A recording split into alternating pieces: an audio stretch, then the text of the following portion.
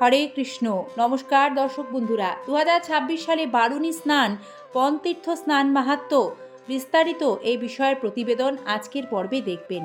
আশা রাখি সকলে শ্রীকৃষ্ণ কৃপায় ভালো আছেন।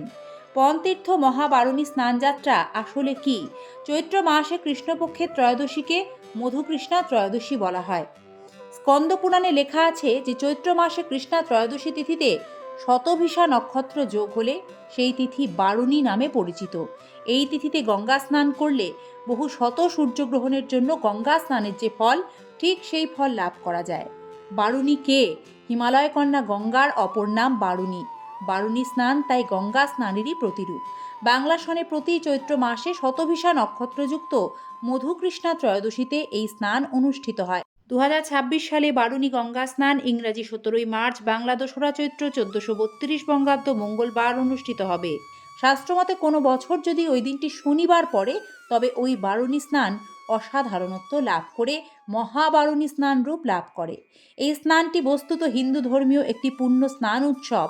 জীবজগতের পঙ্কের মধ্যে পথ চলতে গিয়ে পাপাচারে পূর্ণ ক্লেদাক্ত মনুষ্যকুল এই পুণ্য স্নানের মাধ্যমে পাপ মুক্ত হয়। পণতীর্থ স্নানের সঙ্গে বারুণী স্নানের সম্পর্ক কোথায়?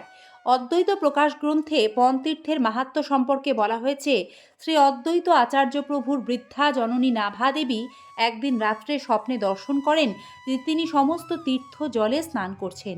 ভোরবেলা স্বপ্ন ভেঙে ধর্মশীলা নাভা দেবী স্বপ্নের কথা চিন্তা করে বড়ই বিমর্ষ হয়ে পড়েন। কারণ চলার মতো এই অযোগ্য দেহ নিয়ে কিভাবে তিনি গঙ্গা স্নান করতে যাবেন?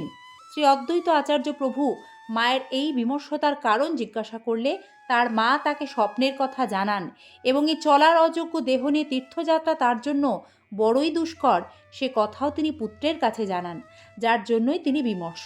মায়ের তীর্থ স্নান করার অভিলাষ এবং বিমর্ষতার কথা চিন্তা করে শ্রী অদ্বৈত আচার্য ঠাকুর পণ করলেন যে এই স্থানেই তিনি সমস্ত তীর্থ অর্থাৎ সপ্ত গঙ্গার আবির্ভাব করাবেন এবং মায়ের অভিলাষ পূর্ণ করবেন।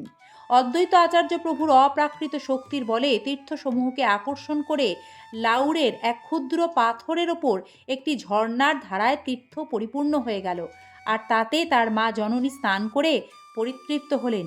শুধু সপ্তগঙ্গা নয়, যার হুঙ্কারে শ্রী চৈতন্য মহাপ্রভু এ ধরাধামে আসতে বাধ্য হন।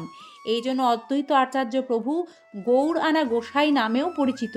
অদ্বৈত আচার্য প্রভু পণ প্রতিজ্ঞা করে সপ্ত গঙ্গার আনয়ন করেছিলেন বলেই স্থানটির নাম হল পণতীর্থ। জয় অদ্বৈত আচার্য প্রভু কি জয়। এই স্থানটি বাংলাদেশে, আর নদীটির নাম জাদুকাটা নদী, যার পূর্বের নাম ছিল রেণুকা নদী।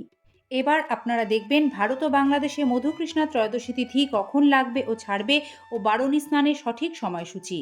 ভারতের ক্ষেত্রে মধুকৃষ্ণা ত্রয়োদশী তিথি আরম্ভ হবে বাংলা পয়লা চৈত্র 1432 বঙ্গাব্দ, ইংরাজি 16ই মার্চ সোমবার সকাল 7:58 গতে।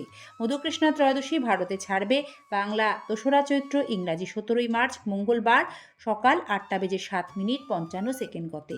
সে মতে এবছর ভারতে বারুণী স্নান করতে হবে বাংলা 2রা চৈত্র ইংরাজি 17ই মার্চ সকাল 8:07:55 মধ্যে, কারণ সে সময় শতভিষা নক্ষত্র যুক্ত হবে।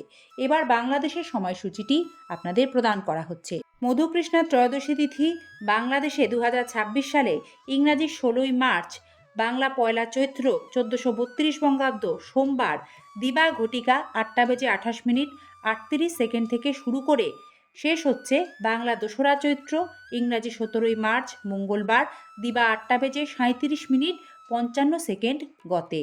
বাংলাদেশে 2026 সালে বারুণী স্নানের সময় থাকবে বাংলা 2রা চৈত্র 1432 বঙ্গাব্দ ইংরাজি 17ই মার্চ মঙ্গলবার ভোর 5:53 থেকে 59 হতে সকাল 8:37:55 মধ্যে, কারণ এই সময়কালে সেখানে শতভিষা নক্ষত্র মধুকৃষ্ণা ত্রয়োদশী তিথি যোগ থাকবে। বারুণী স্নানের পুণ্য ফল পেতে কয়েকটি বিধিনিষেধ মানতে হয় ও মন্ত্র উচ্চারণ আছে গঙ্গা স্নানের, তা পাঠ করবেন। বারুণী স্নান মানে গঙ্গা স্নান।